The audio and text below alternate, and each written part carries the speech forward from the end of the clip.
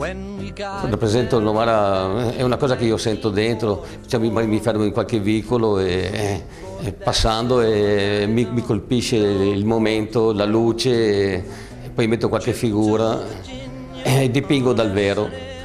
Qualche disegno lo faccio là in studio, però poi vado col cavalletto e dipingo proprio dal vero. Parliamo delle tecniche che utilizza. Ho sempre dipinto ad olio su tela e qui poi nell'acquarello, che l'acquarello forse è l'ultima esperienza che ho fatto perché è molto difficile, che come si mette giù i colori bisogna essere un po' padroni, perché se si sbaglia non si può poi più correggere. Quante sono le opere in mostra? Ho una cinquantina di opere, tra oli, pastelli ad acquarelli.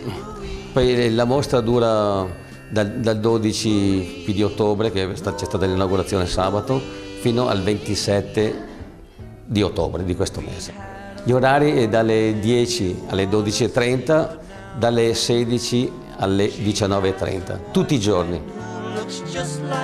I prossimi appuntamenti dovrei fare una mostra di Pugliese dall'Assio. Io vado tutti gli anni lì a dipingere sempre con il cavalletto all'aperto, così.